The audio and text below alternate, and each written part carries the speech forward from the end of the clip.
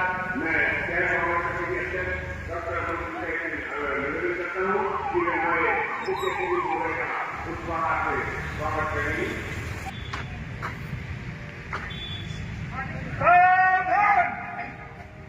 झंडा गीत शुरू करेंगे।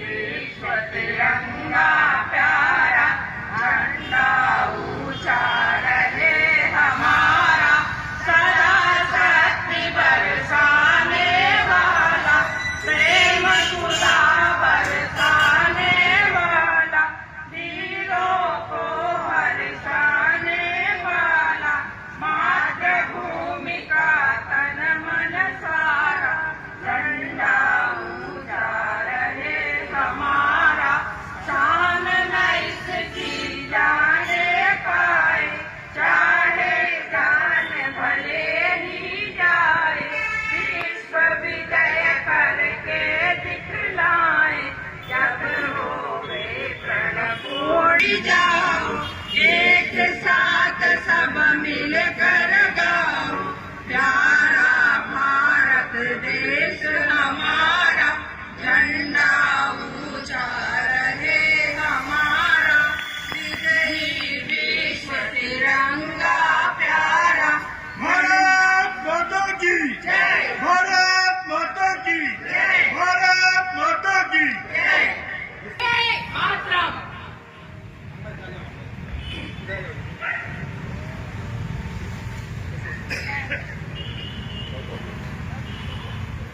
मैं शहर कांग्रेस कमेटी के अध्यक्ष डॉक्टर मनीष मिश्रा साहब से निवेदन करता हूं कि वे हमारे प्रदेश अध्यक्ष श्री दिवस की आप सबको बहुत बहुत बधाई और हमारे स्वतंत्र भारत के निरंतर आगे बढ़ते रहने की आप सब लोगों को शुभकामनाएं।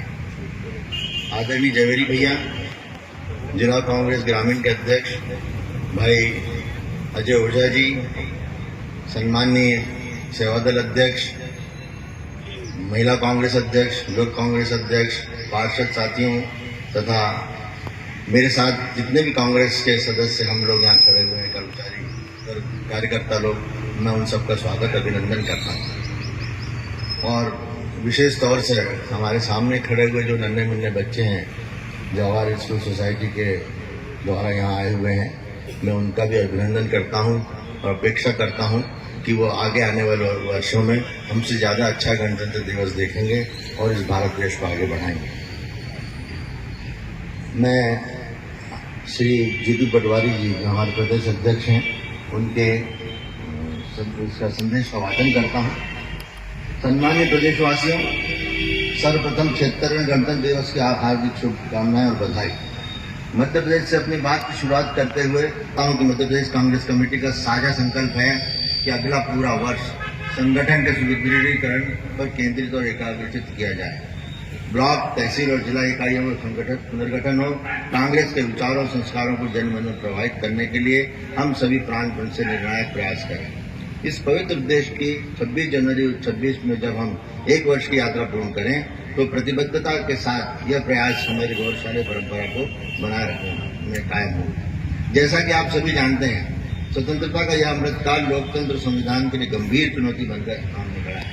हम लोग स्वतंत्रता के अमृतकाल में 75वें वर्ष के आगे बढ़ चुके हैं। इसलिए हमारे अध्यक्ष महोदय आपको संबोधित करके कह रहे हैं कि लोकतांत्रिक परंपराओं, प्रजातांत्रिक मूल्यों और मान्यताओं के बुनियादी ढांचे को न केवल बदलने बल्कि उनकी नींव हिलाने की कोशिश की जा रही है। हमारा मध्य प्रदेश कर्ज, क्राइम, करप्शन और कमीशन की गंभीर बीमारी से गड़बड़ियों की प्रामाणिक शिकायतें होने के बावजूद भी जूझ रहा है।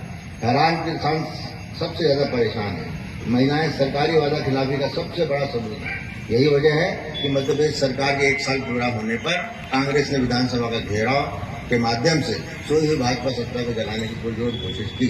मध्य प्रदेश के कोने कोने से राजधानी भोपाल में आए कांग्रेस कार्यकर्ताओं ने सत्ता के साकेत को समस्याओं के प्रतिबंध के रूप में देखा और पूरे देश को दिखाया।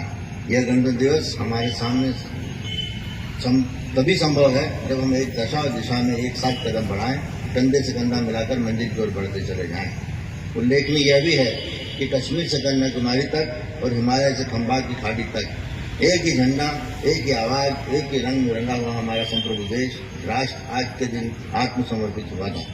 छोटे छोटे राज्यों में, छोटी छोटी शक्तियों में, आपसी कलह प्रतिस्पर्धा में, नियंत्रण की महत्वाकांक्षाओं में उलझे हुए देश को हमारे महान नेताओं ने एक संप्रभु राष्ट्र बनाया, जहां पर जनता ही सर्वोपरि है, जनता ही अपने राजा को चुनती है और जनता ही अपने लिए नीतियां बनाने के लिए सरकार पर दबाव डालने का काम करती है।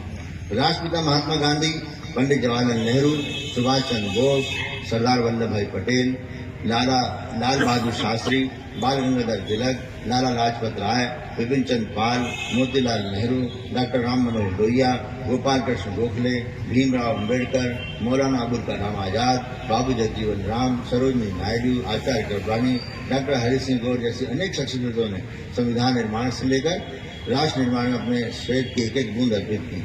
उन्हें याद करने का आज हमारा पुण्य दिवस है।